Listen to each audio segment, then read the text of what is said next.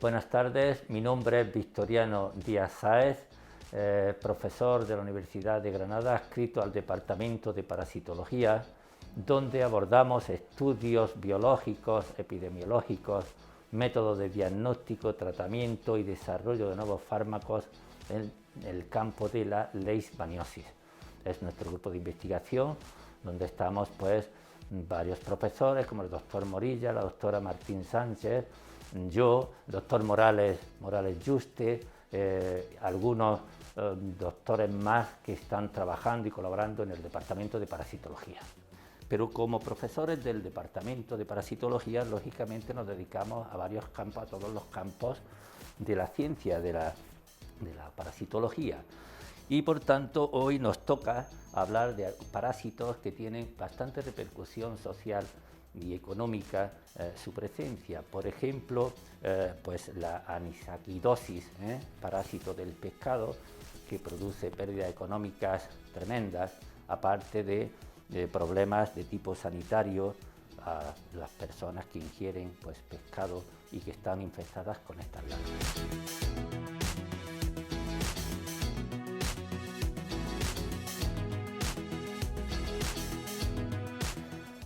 Trataremos también de encontrar otro parásito en la carne, que es triquina, parásito prevalente, no con tanta repercusión como tiene últimamente anisakis, pero que cada año se producen brotes epidémicos bastante importantes.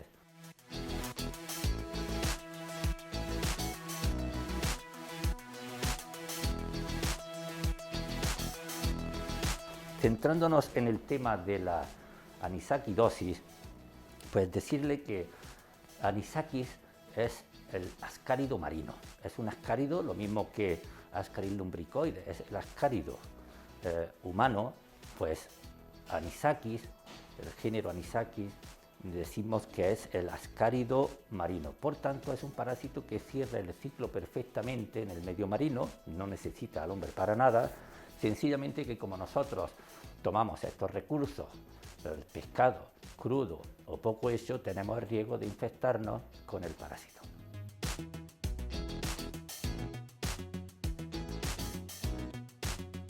¿Dónde se encuentra anisakis? Dentro del mar. Anisakis tiene un ciclo heteroceno con varios hospedadores en este ciclo. Los grandes mamíferos marinos son los hospedadores definitivos. Me estoy refiriendo a las ballenas, las focas, las morsas, delfines, es decir, los grandes mamíferos marinos que se encuentran en nuestros mares, en nuestros océanos. Los peces son hospedadores intermediarios en los que el parásito entra de una forma e igualmente sale de este hospedador sin haber sufrido ningún cambio ni desarrollo. Claro, nosotros consumimos pescado y consumimos pescado con L3 del parásito de anisakis. Consumimos pescado. ¿Dónde se encuentra anisakis en el pescado? A veces se encuentra incluso en la superficie del pescado. Cuando hay mucha carga parasitaria podemos encontrarla en la superficie del pescado, pero tiene un cierto tropismo, pues sobre todo en el hígado, por el hígado del pescado y la musculatura. Tenemos que asumir que estamos comiendo o tomando pescado que puede estar y que de hecho está con prevalencias altas en algunos mares y en algunas especies, y el pescado no se suele tirar, se suele controlar para que no nos infecte. Por eso, para ingerir pescado crudo o poco hecho, debemos de tomar unas medidas higiénico-sanitarias adecuadas.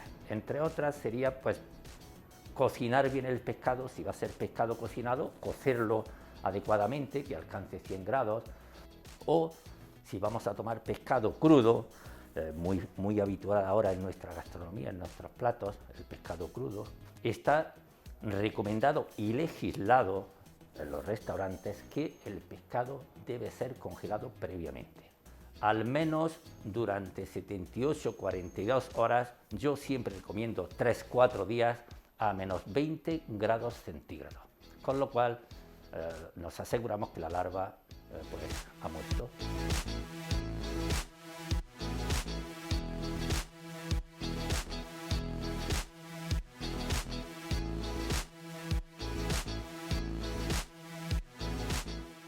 Bien, la triquinosis es una relevante zoonosis transmitida por los alimentos, causada por nematodos del género Trichinella.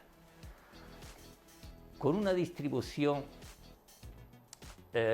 cosmopolita, triquina está presente en todos los continentes del planeta, excepto en la Antártida.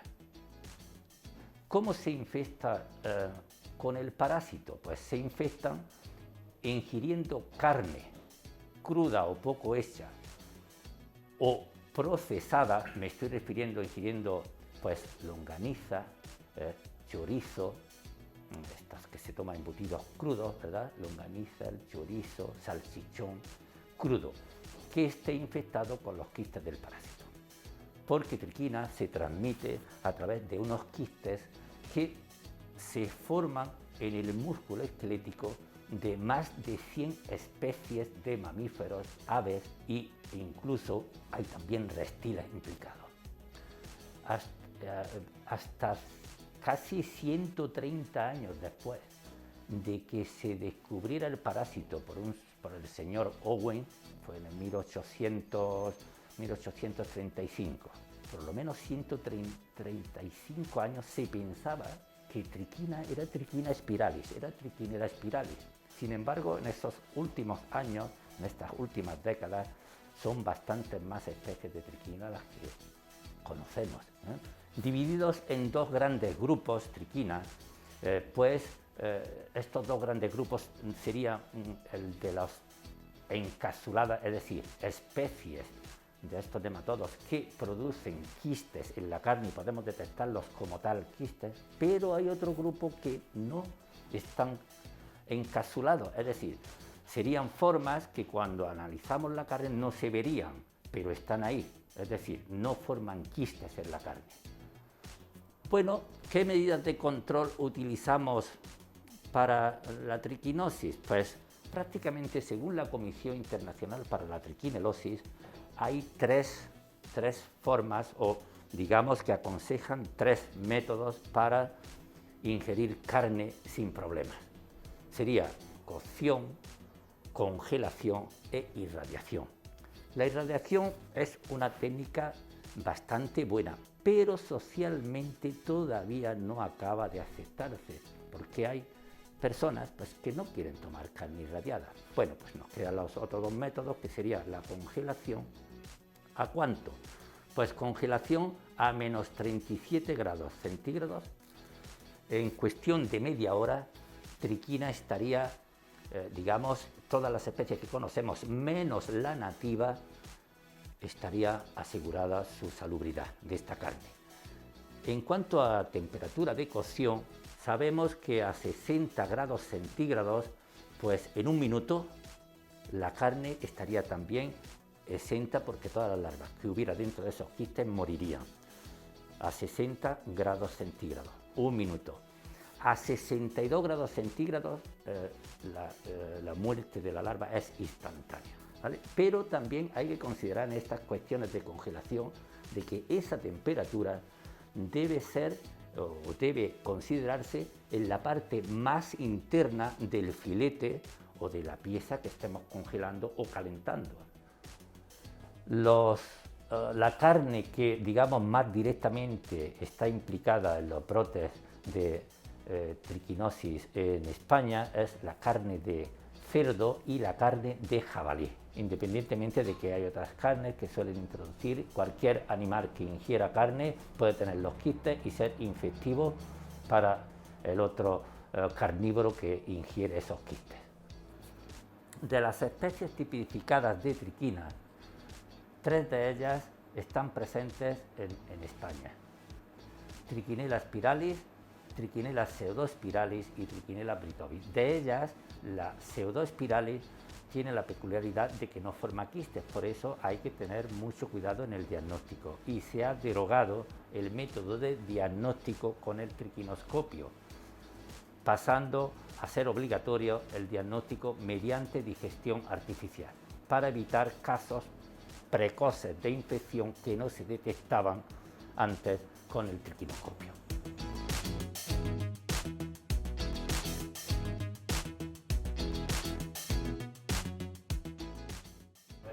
Buenas tardes, mi nombre es Manuel Morales Yuste, soy profesor de la Universidad de Granada, asociado al Departamento de Parasitología y tengo el placer de pertenecer al grupo de leishmaniosis constituido principalmente por los profesores Morillas Márquez, Francisco, Joaquina Martín Sánchez, Victoriano Díaz Sáenz y un servidor. Y bueno, nos encontramos en el laboratorio de cultivo del parásito. Aquí detrás mía podéis ver algunas incubadoras en cuyo interior tenemos el parásito en condiciones de temperatura controladas. Tenemos cultivo de parásitos en medio RPMI 1640, es un medio enriquecido para el cultivo de promastigotes de Leishmania.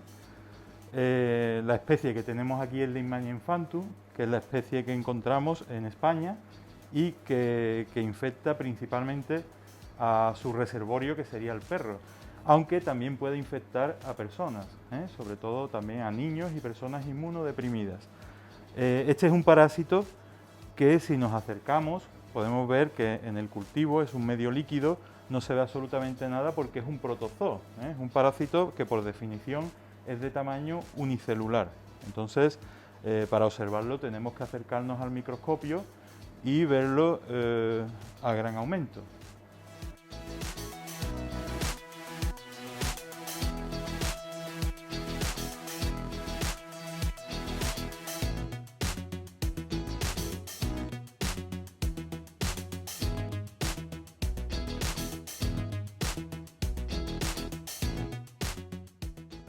Aunque habitualmente no solemos tenerlo en el laboratorio, pero con motivo de vuestra visita os hemos traído algunos ejemplares de los vectores de la leishmaniosis. Estos son unos dípteros del tipo flebotomo, no son culícidos, que serían los verdaderos mosquitos, y aquí tengo algunos que podéis ver. En el caso de Leishmania infantum, los vectores son Flebotomus ariasi y perniciosus, aunque se están estudiando la posibilidad de que haya otras especies implicadas. Entonces, bueno, aquí podéis ver en este vial tenemos algunos, son muy pequeños, tienen tamaño en torno a 1 o 2 milímetros como mucho, y tenemos que acercarnos también para poder observarlos.